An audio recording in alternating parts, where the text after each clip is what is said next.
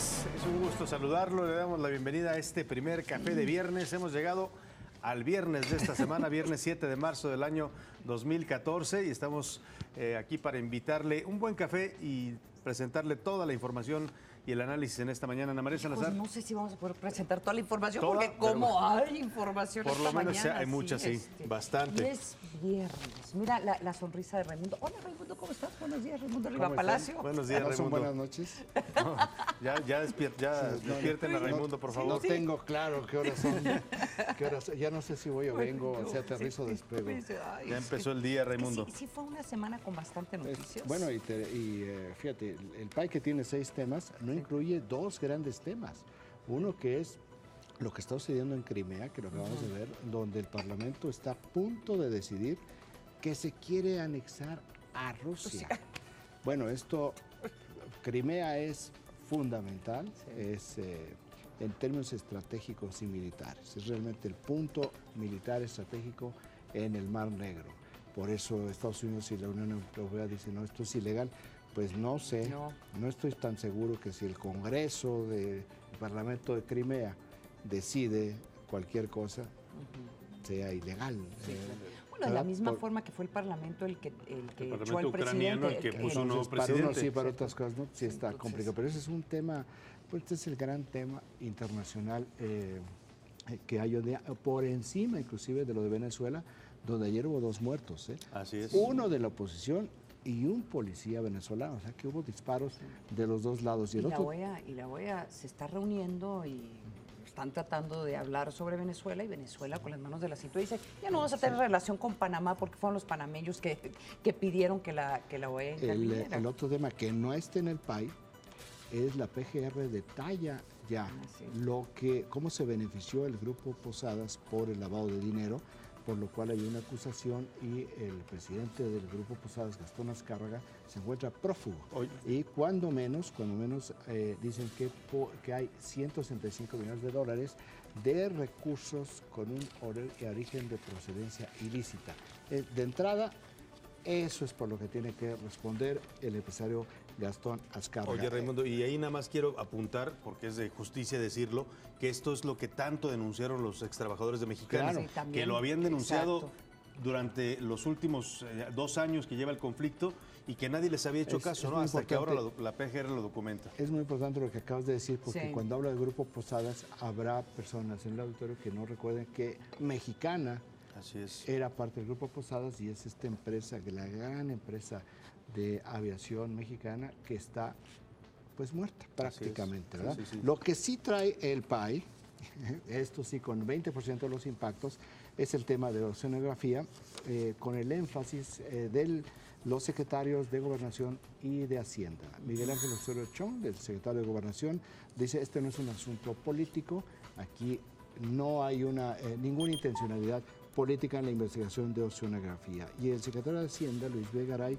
dice, no, este es un tema entre particulares, porque hasta este momento efectivamente es entre esta empresa y Banamex. Banamex, así es. Sigue siendo un tema entre particulares. Vamos a hablar más adelante sobre esto para comentar cómo este tema entre particulares tiene bastante de público. Es inevitable. Va a terminar en Pemex, aunque decimos no quieran. Banamex, pero también hay que decirlo. Inevitable que llegue a lo político. El segundo tema, que tiene 18% de los impactos, es este anuncio del presidente Peña Nieto de que van a aumentar en 50% los créditos de vivienda. Esto es muy importante para los trabajadores, no hay mayores detalles, pero la vivienda también se está convirtiendo en uno de los ejes de la política social de este gobierno, como lo fue en el gobierno de Felipe Calderón. El tercer tema, que tiene 17% de los impactos, es esta encuesta con los analistas del sector privado que habíamos estado platicando desde hace unos días, donde ajustan el pronóstico de crecimiento de 3.90 a 3.23. Lo ajustan a la baja. Esto tiene que ver fundamentalmente con el muy pobre comportamiento de la economía de Estados Unidos, que la están bajando el pronóstico de 3.1% para este año a 2.6%. De cualquier manera, los analistas en Estados Unidos están anticipando que va a haber un repunte en la economía de Estados Unidos en el segundo semestre de este año y con ello también se va a jalar a la mexicana. Pero el recorte, el ajuste en México está muy lejos de ser tan drástico como lo que están pensando en Estados Unidos. El tercer tema, no, el cuarto tema, ven como si estoy absolutamente dormido.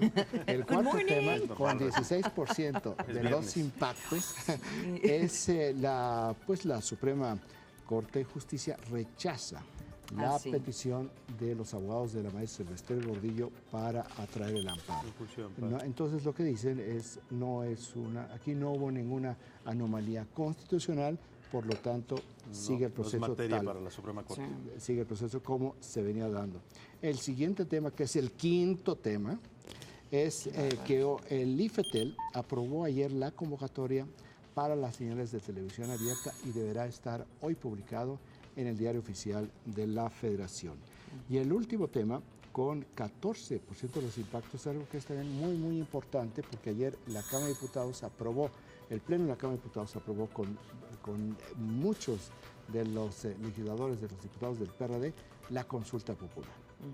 Entonces ya va la consulta popular, será nada más promulgada, porque como no es una reforma constitucional, porque la reforma constitucional ya se dio hace varios años, es la ley reglamentaria, una vez que se promulgue, empieza a funcionar la consulta popular. Bastante accidentada la aprobación, ¿no? Toma de tribuna y protestas. Muy jaloneado, pero al final sale por una, dirían los cronistas, abrumadora mayoría. Así es. Y lo que resalta es que no va a haber una consulta popular sobre la reforma energética, que ese era el tema de la protesta porque del PRD. Desde un principio se planteó que era un tema fiscal y que los temas fiscales nunca van a la Suprema Corte de Justicia. Y el ejemplo es claro, porque si hay una controversia constitucional por el pago de impuestos y se va a una consulta popular, pues todos vamos a decir, yo no quiero pagar impuestos. ¿No? Esto es como natural. Bueno, este es el PAI informativo, ya mencionamos lo que no está, que también sigue siendo muy importante. Bueno, en los temas de las portadas de los diarios están reflejadas estas y otras informaciones. El Universal dice esta mañana en sus 8 columnas: va competencia en televisión abierta, emite el Instituto Federal de Telecomunicaciones la convocatoria para licitar 2 cadenas. La concesión de cada una de las nuevas cadenas, según esta convocatoria, sería por 20 años. Se van a dar a conocer más detalles el próximo domingo. Por lo pronto, ya en vísperas de que se venza el plazo que tenía legalmente para emitir estas resoluciones, el IFETEL está pues anunciando esta convocatoria. Está pendiente la declaración de preponderancia, dicen las notas, aunque el Universal dice que ya fueron declaradas 2 empresas, pero la mayoría de los diarios dicen que todavía no se da a conocer esto, ¿no? Que ya estaba decidido, pero que no estaba anunciado. Que no se había anunciado. Así es. Ese es el tema del Universal. El Universal también tiene una nota que creo que es importante resaltar, Salvador, que Standard & Poor's y Fitch habían alertado de los riesgos que había con esta empresa de sonografía. Moody's también sacó unos comentarios sobre Banamex, porque ya están todas las calificadoras empezando a revisar esto y decir... Sí, pero cuidado, porque esto sí es Banamex, pero es Citi. Exacto, la filial que tiene Los Ángeles, que es donde está la investigación del gobierno de Estados Unidos. Entonces, si las calificadoras en Estados Unidos habían advertido, pues ¿qué hizo Citi en Los Ángeles? Exacto. Pero aquí hablan de oceanografía, ¿sí? O sea, hablan sobre la viabilidad de oceanografía y tienes razón, debería de haber... Son los que deben de haber revisado qué es lo que está sucediendo.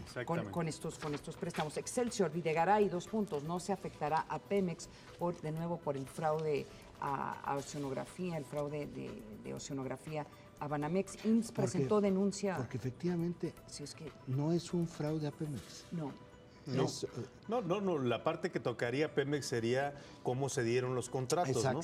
A una empresa que ya estaba señalada, que ya estaba investigada, que ya estaba bajo sospecha. Pero no pega en Pemex. Hasta ahorita, claro. Digamos, en términos de recursos, porque sí es un tema entre particulares. Entonces sí es muy importante señalar.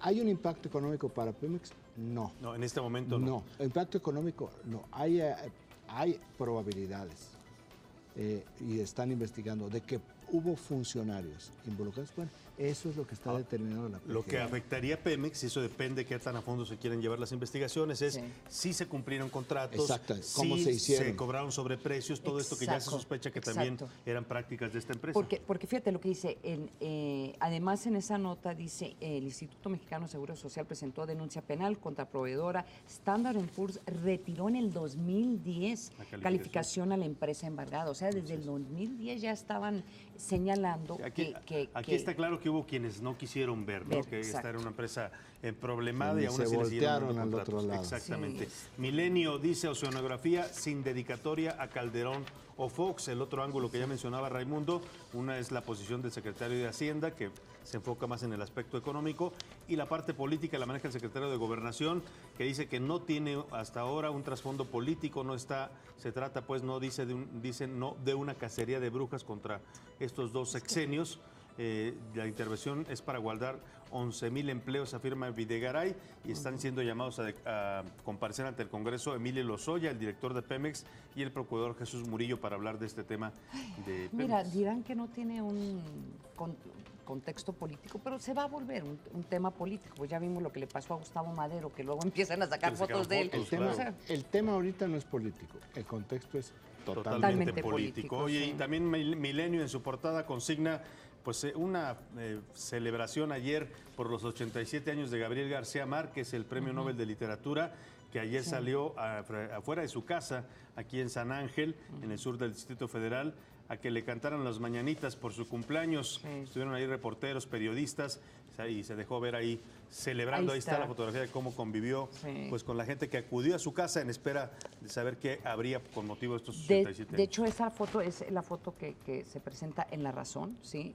Que también lo trae en portada. Habla sobre el cumpleaños, rosas amarillos en el cumple 87 de Gabo. También trae el tema de oceanografía, todos reflejan. Allí escribió 100 años de soledad. Sí.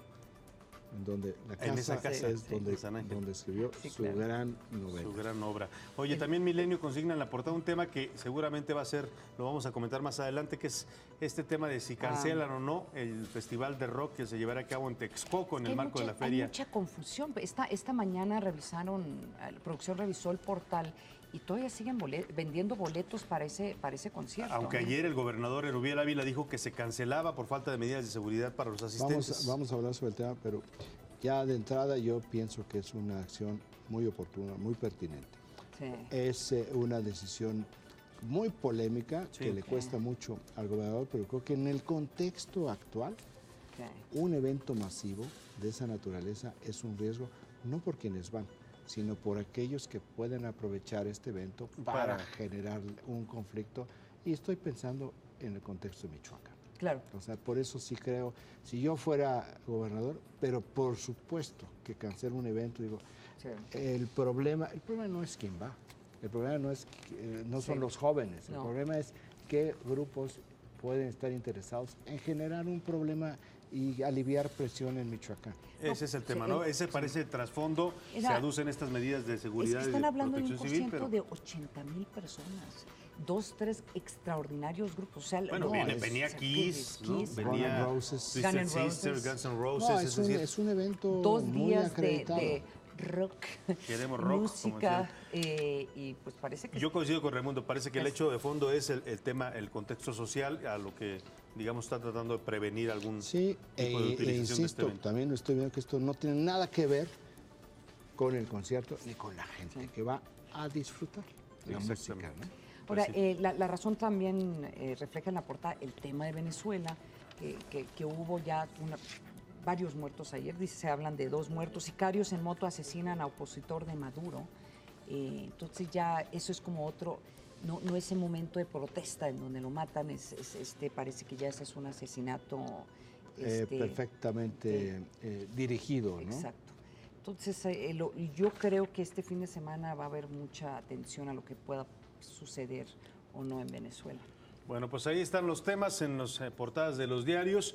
Y entrando en materia, desde diciembre pasado la Cámara de Diputados había aprobado la ley de consulta popular después se la mandó al Senado y la semana pasada regresó finalmente con cambios a San Lázaro, donde ayer, después de una serie de jaloneos, protestas, tomas de tribuna, finalmente quedó aprobada. De esta manera, los ciudadanos de este país podremos opinar en temas de trascendencia nacional, aunque también quedaron aprobadas, y eso fue lo que motivó las discusiones más álgidas, y algunas restricciones. La Cámara de Diputados aprobó la Ley Federal de Consulta Popular, misma que permitirá a los ciudadanos opinar sobre asuntos de trascendencia nacional, excepto lo relativo a ingresos y egresos del Estado, seguridad nacional, temas electorales, así como la restricción de derechos humanos. Dicha consulta podrá ser solicitada por el presidente de la República, por una tercera parte de alguna de ambas cámaras y por al menos el 2% del electorado nacional, equivalente a 1.600.000 ciudadanos. Cuando los ciudadanos sean los que soliciten la consulta, la Suprema Corte de Justicia será quien determine si las preguntas a formular son procedentes. También se estipula que la consulta se realizará cuando se lleven a cabo elecciones. Así, el Instituto Nacional Electoral organizará, desarrollará y difundirá la consulta a través de tiempos oficiales en radio y televisión. La ley establece que por única ocasión no se aplicarán los requisitos y el formato de la consulta a las peticiones formuladas al Congreso con anterioridad a la aprobación de la ley. Con la aprobación de esta ley de consulta popular, estamos promoviendo que en el ejercicio de los deberes públicos seamos más eficaces y eficientes y mejoremos la calidad de nuestra democracia. Además, los resultados de la consulta serán obligatorios para las autoridades cuando se tenga el 40% de la participación de los ciudadanos inscritos en la lista nominal. Pues ahí está este tema, un avance importante en temas de participación ciudadana, el que representa esta ley, ¿no? Se podrá consultar a los ciudadanos sobre algunos temas que se consideren de trascendencia nacional, y aquí es un poco lo que generó la discusión: qué se considera de trascendencia nacional, qué temas sí ameritan una consulta y qué temas no. Bueno, por lo pronto la restricción más clara y que afecta este tema de la consulta que pretendía el PRD sobre reforma energética es que los temas fiscales no van a ser materia de este tipo de consultas. Esta ley que se va a promulgar es nacional, todavía no tiene ninguna vinculación con legislaturas locales, por lo tanto no se prevé aún la posibilidad de que haya consultas populares locales o estatales.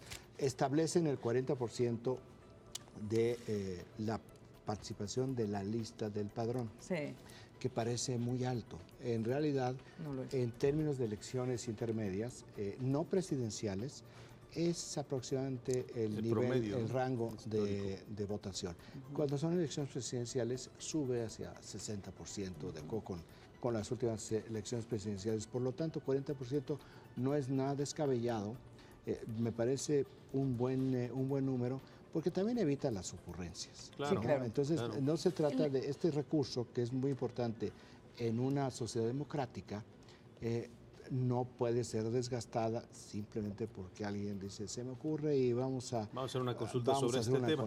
Ahora, lo que habrá que ver es cuáles son los efectos vinculantes que tendrá la consulta. Eso ya será materia de revisar la ley. No, parece que sí. La idea es de que sí sean vinculantes. La pregunta es si se está consultando sobre algo que ya se votó y se aprobó. Dijeron que no. Dijeron que no, ¿verdad? Dijeron Entonces, que no, que es a partir de la promulgación de la ley en adelante se analizará. Exactamente. Entonces, aquí el tema que se podría consultar, porque hay que darle ejemplos, es que se usa mucho, si se debe de legalizar o no, por ejemplo, la marihuana, si se debe de legalizar o no abortos, si se debe permitir abortos legales, despenalizar el aborto en México. Son esos temas sociales que crean controversia en la sociedad, en donde probablemente vamos a ver... Que son los que llaman de trascendencia nacional, que tienen un impacto nacional. Efectivamente, sí, así es, son las políticas que tendrán que ser consultadas y bueno, vamos a ver ya en la práctica cómo se aplica. Por ejemplo, IVA en alimentos y medicinas no se puede consultar. No, porque es un tema fiscal, es lo que decía Raimundo, si abres la puerta a este asunto, bueno, pues al rato todos van a decir... Yo también voy a ir a votar. Todos vamos a salir. Los impuestos a una consulta popular. A ver cómo le hacen, A ver, ¿verdad? efectivamente. Pero aquí el tema es lo que tú dijiste, Raimundo, que no vaya a haber ocurrencias. O sea, sí se tenía que crear por lo menos algunos límites, algunas restricciones, porque sí estaba la preocupación de que se empezara a surgir consulta popular para todo, cualquier ley que fuera aprobada. Sí, un asunto municipal. Exacto. No es un asunto de orden nacional. Quizás Sí. en una consulta popular local ese tema sí entra. podría Y bueno, pues ahí está este tema, vamos a darle seguimiento. Por lo pronto, mañana se celebra el Día Internacional de la Mujer. Desde aquí enviamos felicitaciones y nuestro reconocimiento por adelantado a todas las mujeres de este país. Ana María Salazar, muchas felicidades. Viviendo... Aunque realmente no es una celebración. No es una celebración. Bueno, es una conmemoración. No, que ni tiene eso, que ver con el reconocimiento de los Y- derechos de las mujeres. Y parte de un drama, Sí, ¿no? exacto. Parte de una tragedia de trabajadoras. Sí. Entonces sí es como, decir, Más esta que es parte de una lucha, Sí. una Así lucha es. permanente que no hay Es que olvidar. Es como un día en donde hay que recordar los retos que enfrentan las mujeres, más que una felicitación. Se ha vuelto como un día de felicitación, o sea, igual que el Día de las Madres están felicitando a todas las mujeres con rosas y flores. No, hay que recordarle al auditorio. La razón que se conmemora este día es para poder recordar cuáles son los grandes retos que todavía quedan en tratar de buscar la igualdad de la mujer, no solamente la igualdad social, sino la igualdad en el trabajo. La igualdad laboral, Igualdad la laboral, equidad. Hoy se va a conocer un dato, por ejemplo, en la prensa que habla de esta situación todavía terrible en un país como México. El 38% de los feminicidios, es decir, de los asesinatos de mujeres con violencia, los cometen sus parejas. Es decir, Yo creo que es hasta más 38%. alto. 38%. A mí se me hace que es más alto. Bueno, eso es lo que dice la estadística Porque- oficial. El dato oficial El dato Dice sí. 38%. es enorme, Sí. 4 de cada 10. O sea, Exactamente. es que cuando uno los ve mata su esos propia pareja. Cuando uno ve esos datos, uno llega a la conclusión, porque eso lo trabajamos muchos en mis talleres de seguridad personal, una mujer está más segura viviendo sola que viviendo en pareja o viviendo en familia, porque la mayoría de la violencia en contra de las mujeres Se ejerce en la casa. se ejercen en la casa, en Así contra de las es. mujeres. Bueno, ahí está este tema. Por lo pronto, pues yo sí las felicito, aunque también, como dicen, hay que reflexionar y hay que seguir insistiendo y poniendo el acento en estos temas que son sin duda un gran pendiente en nuestro país. Esta es la conmemoración del Día Internacional de la Mujer.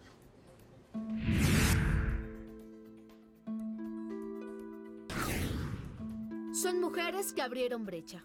Sus historias son tan diferentes como los colores que las han abanderado, pero tienen algo en común. Se las arreglan para combinar sus tareas políticas con el hecho de ser madres, esposas e hijas. En 1979, Griselda Álvarez Ponce de León se convirtió en la primera mujer gobernadora en la historia del país. De aquella ocasión a la fecha, solo 4 mujeres más han estado al frente de un estado y una más en la jefatura de gobierno del Distrito Federal. Ivonne Araceli Ortega Pacheco, yucateca, 41 años. Es la gobernadora que más recientemente dejó el cargo. Antes fue presidenta municipal de Semul, su pueblo natal, diputada local, federal y senadora. Hoy es una de las mujeres más poderosas del Partido Revolucionario Institucional.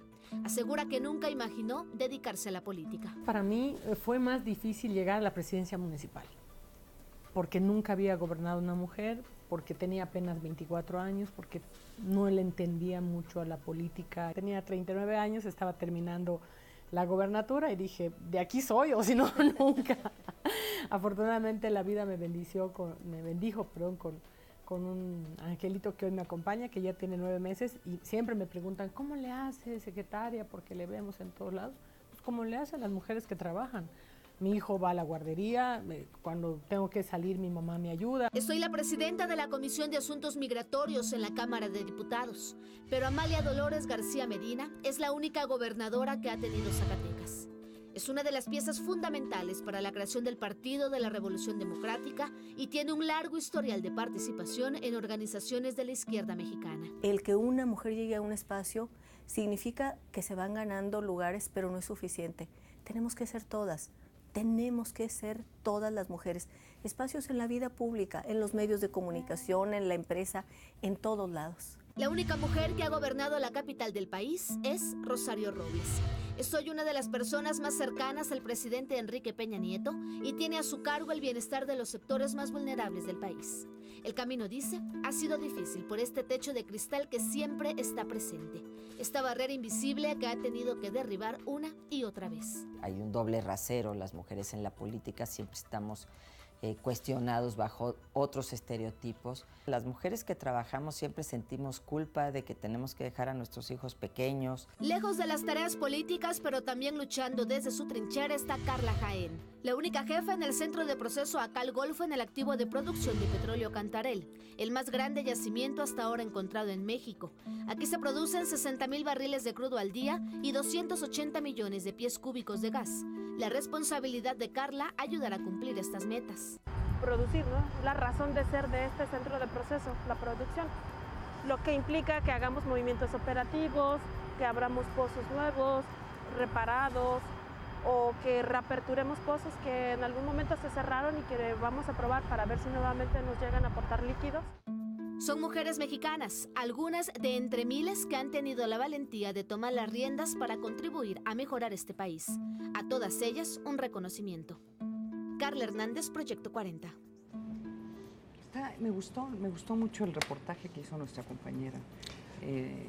Viendo diferentes, Carla Hernández, viendo diferentes perfiles de mujeres que, y al mismo que tiempo, les ha costado. O sea, a mí me parece muy buen trabajo, pero al mismo tiempo me hace pensar cuánto más nos falta para hacer una sociedad mucho más equitativa. Equilibrada y equitativa, así es. Porque pues estamos viendo perlas, pero son unas cuantas, ¿no? Así es. Digo, 3 políticas muy reputadas. Esta ingeniera que maneja nada más, ni más ni menos que ese tipo de plataformas petroleras de manera muy, muy importante. Pues, bueno, ¿cuánto tiempo más va a tardar? Y aquí voy a esto que planteó el presidente sobre el 50%, el asunto de género en la política, que yo no creo que tampoco sea la vía. No creo que tampoco sea la vía porque vamos a tener en el corto plazo, porque vamos a tener un Congreso sí muy equitativo en género, pero va a estar muy desequilibrado en términos de capacidades, porque tú haces un salto, pero no haces la trayectoria en la preparación y la capacitación que requiere otro tipo de cosas, porque además muy bien en la política, pero la parte laboral que creo que es lo fundamental. Ahí todavía hay mucha discriminación, mucha injusticia, porque hay mujeres que realizan el mismo trabajo que un hombre y les pagan menos. Bueno, y es a una veces, como sea, por cierto, en todas partes del mundo, donde si la mujer, para el mismo puesto, la mujer está ligeramente arriba que el hombre, se la dan al hombre. Así es. O sea, necesita haber una diferencia muy grande. No digo que esto sea la regla general, pero se dan estos casos de una manera regular. Oye, y por no hablar de otros temas que son más escabrosos, que es el acoso sexual, ¿no? La violencia de proposiciones, género. la violencia de género que se dan también en el ámbito laboral y profesional, ¿no? Muchas mujeres, para poder escalar, empiezan este tipo de presiones, ¿no? Por parte de... debate, si la ley debe de especificar cuotas, es un debate muy interesante porque asumimos que no hay suficientes mujeres que podrían llenar estos escaños por la falta de experiencia.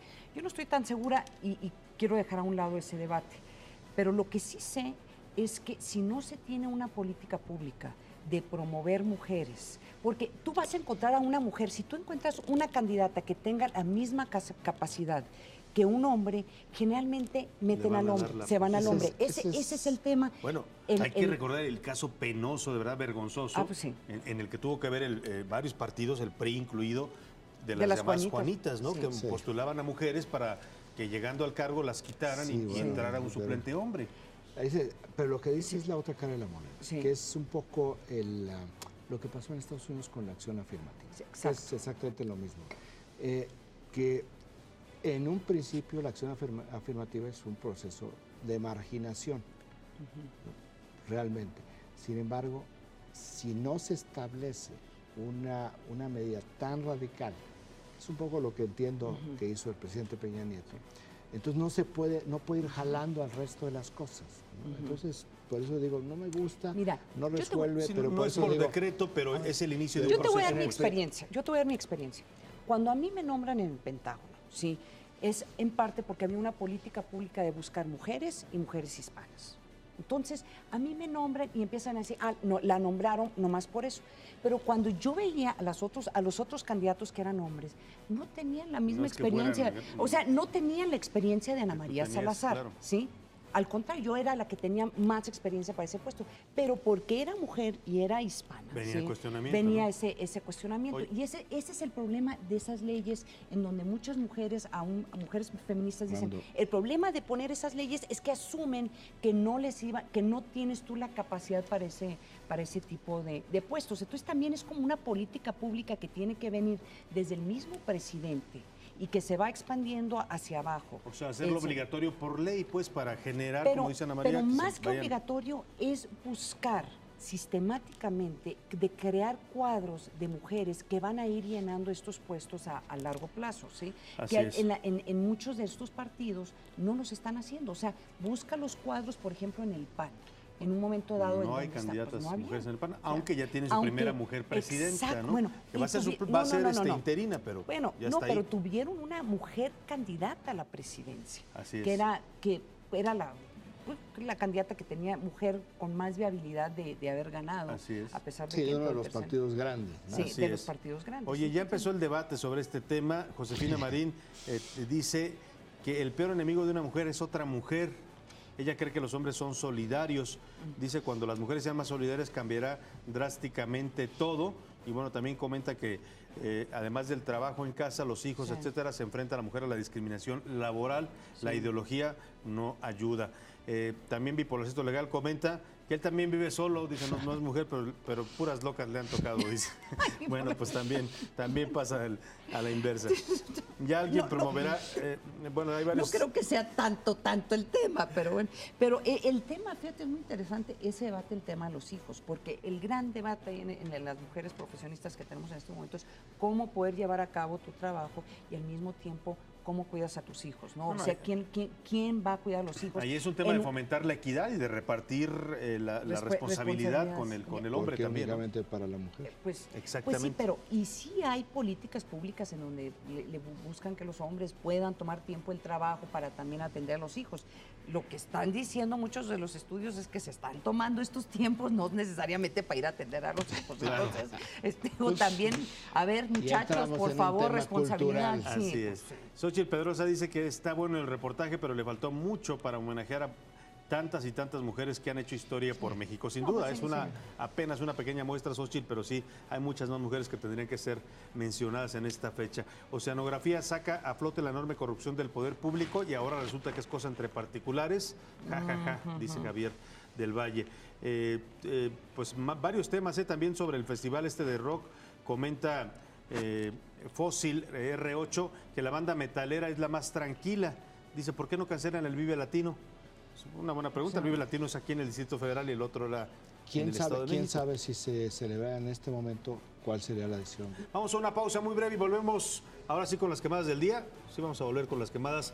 Regresamos este viernes.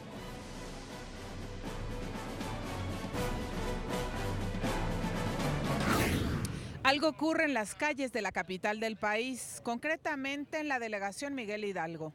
En medio de un despliegue policial, realizan el operativo nocturno Cuidemos Polanco. Acompáñenos, le vamos a mostrar en qué consiste.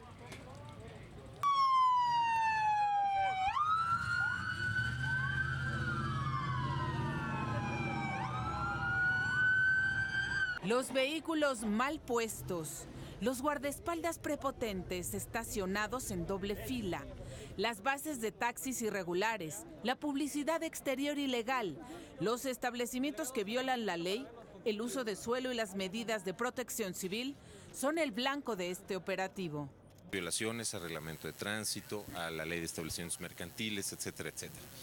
Desde luego estamos nosotros muy a favor de la actividad económica y de que la gente se divierta mucho, pero para que todos se diviertan necesitamos cumplir con la ley y necesitamos un entorno de orden. Esto es parte del operativo Cuidemos Polanco. La autoridad delegacional ha señalado que será de manera permanente, es un operativo nocturno y abarca 11 colonias. Cuenta con el apoyo de la Procuraduría General de Justicia del Distrito Federal. Incluye Ministerio Público Móvil y el despliegue de elementos de la Secretaría de Seguridad Pública. La Secretaría de Seguridad Pública está participando con 300 elementos, 40 grúas, 12 autopatrullas y 12 motocicletas. Vamos a estar, como ya lo indicaron, de manera coordinada. Poner la muestra de que no se va a tolerar en la delegación Miguel Hidalgo que se siga violando la ley, que se siga pasando por encima de la ciudadanía. Selene Ávila, Proyecto 40. ¿Le gustaría que alguien pagara su recibo de luz? ¿Que el consumo de energía en su casa o su negocio fuera gratis?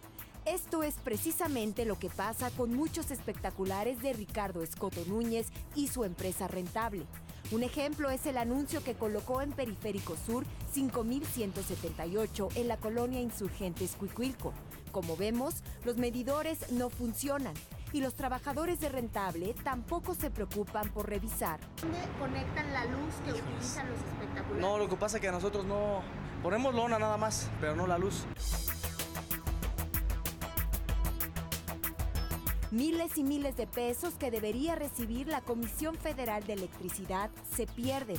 La evasión al pago del servicio eléctrico se denunció el 21 de enero pasado ante la Secretaría de la Función Pública con el número de oficio 0108/2014. En la denuncia de un particular puede leerse: el anuncio espectacular se aprecia que la alimentación de luz de dicho anuncio es mediante el robo de energía eléctrica, lo cual pone en peligro la integridad de personas que transitan por dicha calle.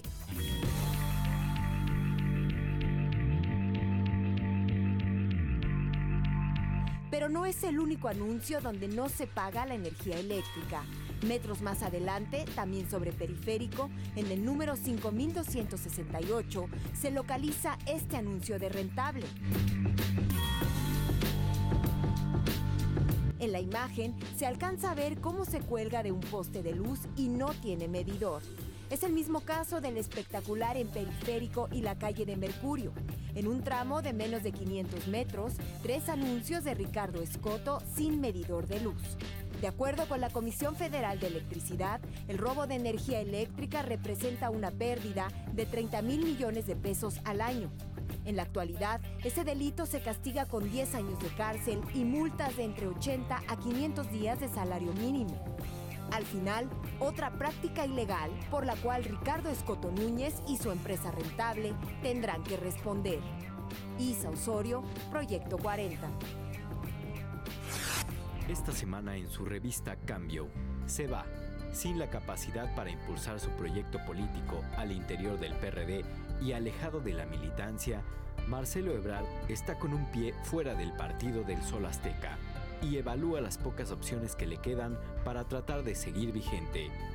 Recuerde, busque su revista Cambio.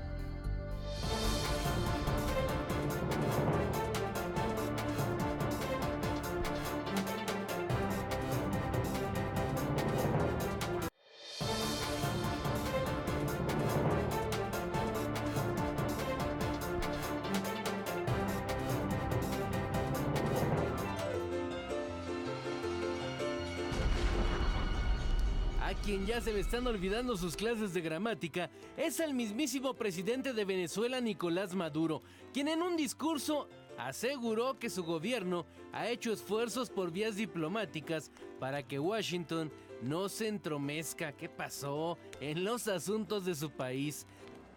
Nuestro comandante Chávez, nuestro pueblo construyó y ha construido lazos de hermandad.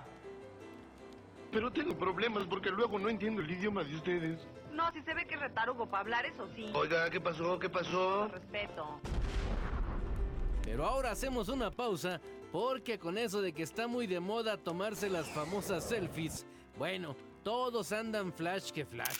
Y obvio los políticos no quieren estar fuera de esta tendencia. Y para muestra, un botón. Ahí tiene a Felipe Calderón, quien se tomó su selfie con los expresidentes Alan García de Perú, César Gaviria de Colombia y el ex primer ministro de Chile, Claudio Orrego. Y de otros políticos más, como Ernesto Cordero, Cuauhtémoc Cárdenas y diputados locales de Tamaulipas. Vamos a ver, sonriente. Cara de felicidad, acuérdese de la curul, de los futuros trinquetes. Vamos a ver. Aquí tiene su pajarito. Pero sonríase, no ponga esa cara de idiota, hombre. Oiga usted. Hasta el presidente de los Estados Unidos, Barack Obama, y su familia se han unido a esta moda. Entre otros más, como el vicepresidente de Estados Unidos, Joe Biden, el expresidente de Estados Unidos, George Bush, y Hillary Clinton, quien aparece con Meryl Streep.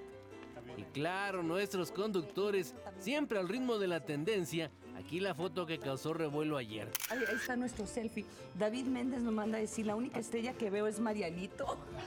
Ahí está Marianito, mírenlo. Ubíquenlo, usted está a un lado de Raimundo. Esto es nuestro floor manager. Marianito. Ahí está. Y ahí está todo nuestro staff también. Bueno. Y así las cosas. Hasta aquí, las quemadas del día.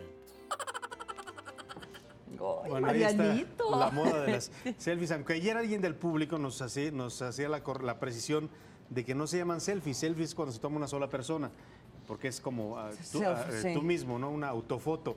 Que cuando son grupales se llaman uses, por la palabra use en inglés, que es nosotros, ¿no? Entonces sería esa precisión hacía que sería, pero bueno, pues, son selfies. El asunto es que están de moda. Son selfies y además pues ya cambió, porque se suponía que los selfies era con ropa interior y una persona tomándose fotos.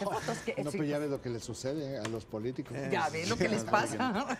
Vamos a una pausa muy breve y vamos a volver para comentar con usted el tema de Ucrania. ¿Qué está pasando en esto que está generando tensión entre las dos principales potencias mundiales? Volvemos para comentar. ¿Y qué?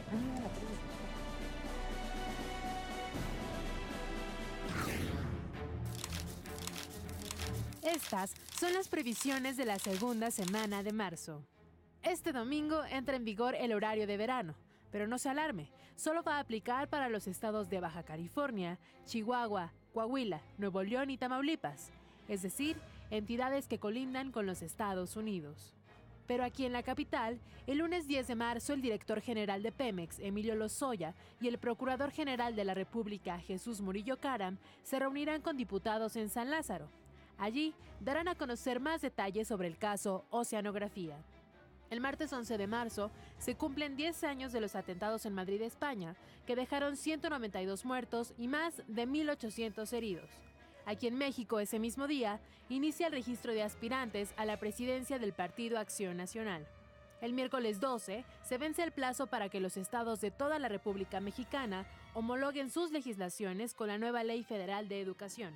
Además, en todo el planeta se conmemora el Día Mundial del Glaucoma, padecimiento degenerativo que puede provocar ceguera. El jueves 13 de marzo, el Papa Francisco festejará su primer año de pontificado.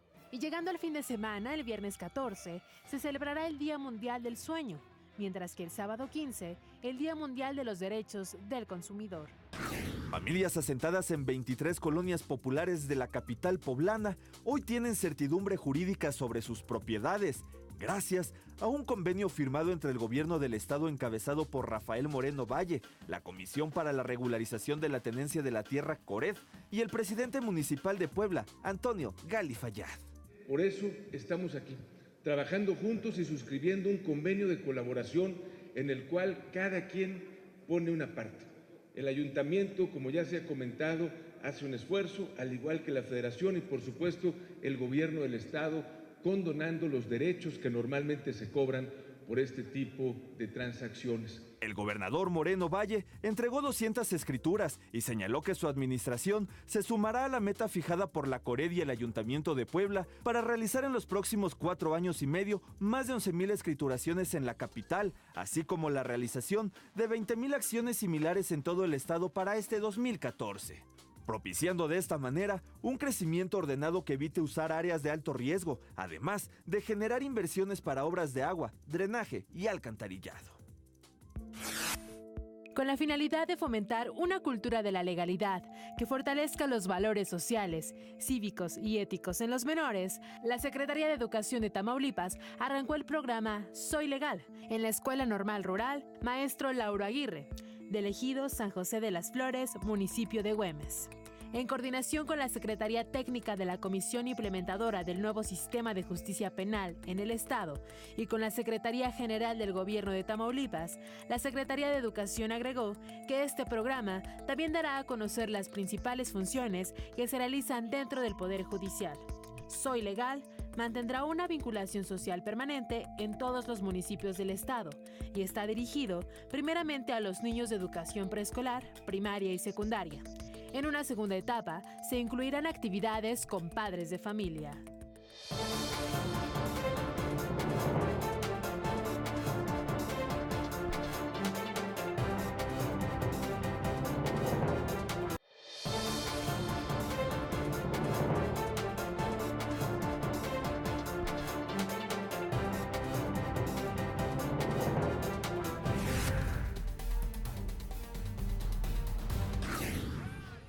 Ucrania se enfila hacia una secesión después que legisladores en Crimea declararon de manera unánime querer unirse a Rusia. Sin embargo, la noticia no fue bien recibida por todos. Криму, яка повністю контролюється військовими Збройних сил Російської Федерації, прийняла незаконне рішення про проведення. La votación final se realizará en 10 días y la población de Crimea, donde 6 de cada 10 personas son o tienen ascendencia rusa, tendrá que elegir. Mientras, los legisladores rusos ya presentaron una iniciativa de ley para facilitar el acto de entrega. La noticia tampoco cayó bien en la Unión Europea, que decidió suspender las pláticas sobre comercio y visas con el gobierno ruso. Por su parte, el presidente Barack Obama aseguró que se trata de una violación al derecho internacional. De hecho, se comunicó con el presidente ruso Vladimir Putin para informarle las sanciones contra su país. I signed an executive order that authorizes sanctions on individuals and entities responsible for violating the sovereignty and territorial integrity of Ukraine or for stealing the assets of the Ukrainian people. El primer ministro ucraniano Arseniy Yatsenyuk le recordó a Rusia que Crimea es y será una parte integral de Ucrania y le pidió retirar sus tropas para bajar el nivel de tensión existente. Por su parte, el presidente interino de Ucrania, Alexander Turchinov, inició el proceso para disolver el parlamento de la todavía República Autónoma de Crimea. Para darnos más detalles sobre la situación que se está viviendo en Ucrania, está en la línea telefónica esta mañana y le agradecemos que nos tome la llamada Eduardo Rosales, investigador de Relaciones Internacionales de la Universidad Nacional Autónoma de México. Eduardo, muy buenos días. Estimado Salvador, Raimundo, Ana Mari, como siempre un gusto estar en este espacio. Muchas gracias, Eduardo. Muy buen día. Pues, ¿cómo ve la situación? ¿Cómo se está tornando allá en Ucrania esta decisión de Crimea de buscar una adhesión a la Federación Rusa? Me parece que esto solamente abona a la problemática del conflicto. Hay que decirlo, y estamos ya en una segunda etapa, en un segundo capítulo de la Guerra Fría. Desde el caso sirio, pues nos damos cuenta que el oso ruso ha despertado, que salió de su cueva, que ya pasó ese periodo de hibernación que tuvo durante 20 años, desde la caída del muro de Berlín. Y por otra parte, pues sí es una confrontación geopolítica entre Occidente y Rusia. Hay que decirlo, la Unión Europea, o podríamos decir más bien que detrás de la integración europea que promueve desde luego Alemania, pues están también los intereses geopolíticos expansionistas de Angela Merkel. También hay que señalar que Rusia, con esta con la creación más bien de una unión aduanera, por ejemplo con países como Bielorrusia, y pues intenta también crear la Unión Euroasiática, es decir, confrontar o poner un dique a la expansión de la Unión Europea. De este lado, pues la Unión Euroasiática, y de este lado sería la Unión Europea.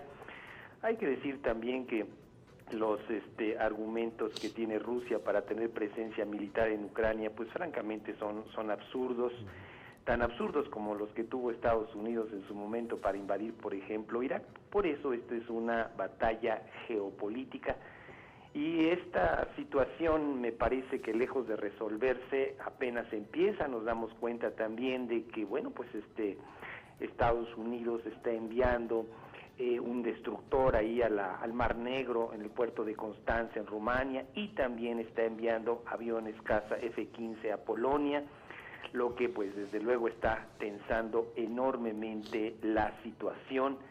Y si me lo permiten muy brevemente, comentaría también de que aquí hay un elemento que tomar muy en cuenta, que pues Vladimir Putin ha estado desafiante, se ha comportado con extrema dureza, y hay que decir que él pues ha ejercido el poder en Rusia durante 13 años sin contrapesos políticos y con una discrecionalidad propia de un dictador que pues no acepta críticas ni sugerencias y que evita y elimina pues a la oposición a cualquier precio. Hay un comentario por ahí de un tal Peter Truskot, que es uno de los biógrafos y disidentes, que señala que Putin es la mezcla de Lenin, Stalin y Pedro el Grande, y por eso le llama el zar Putin. Pero bueno, más allá de que tenga o no tenga razón, lo que sí preocupa es esta posición desafiante para con Occidente, y un Occidente que también está tomando algún tipo de medidas que, repito, lejos de resolver y de bajarle la temperatura a este problema, pues la está elevando, y un error de cálculo, una provocación, algún tipo de disparo, y se puede prender la mecha en esa zona. A ver, Eduardo, pero también valdría la pena decir que por lo menos en este momento lo que ha dicho Estados Unidos y Europa parece que es un mensaje bastante contundente, que no le están viendo una solución militar, a pesar de que sí se han estado mandando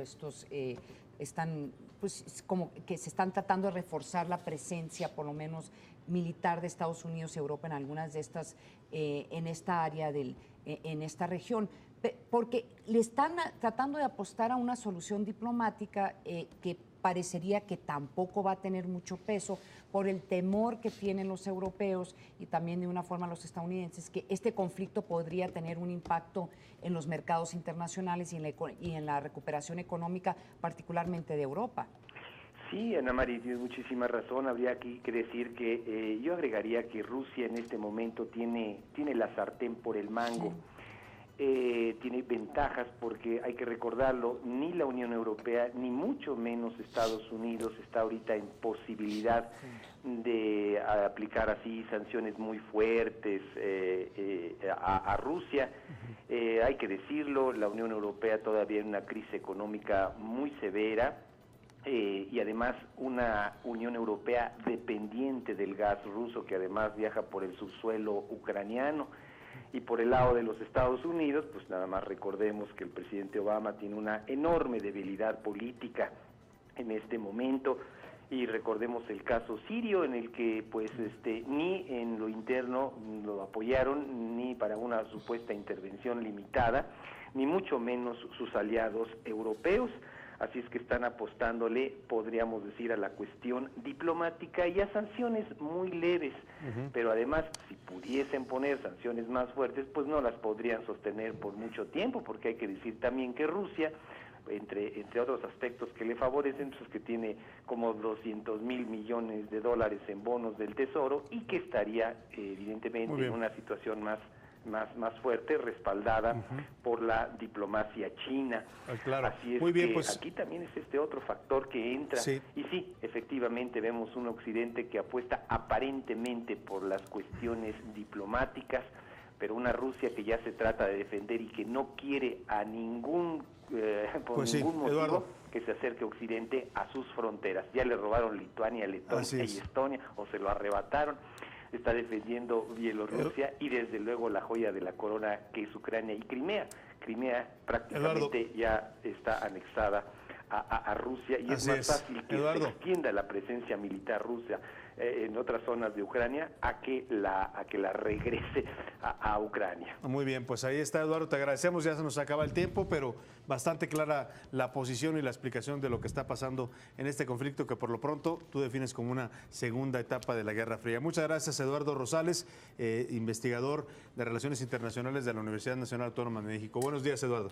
Salvador, un fuerte abrazo a usted, a Raimundo y a Ana Mari, y desde luego a toda la teleaudiencia. Muchas gracias, le agradezco. agradecemos. Bueno, ya nos vamos, vamos a despedir esta tarde de viernes. Lo vamos a dejar con imágenes de estos hechos curiosos que ocurren alrededor del mundo. Esto es lo que usted no se puede perder. Con esto nos despedimos y le agradecemos que nos haya acompañado a lo largo de toda esta semana. El lunes, muy tempranito, aquí estaremos para invitarle el primer café. Ana María, buen fin de semana. Que tengan muy buen fin de semana. Pórtense bonito. Que les vaya muy bien. Nos vemos el lunes. Hasta el lunes.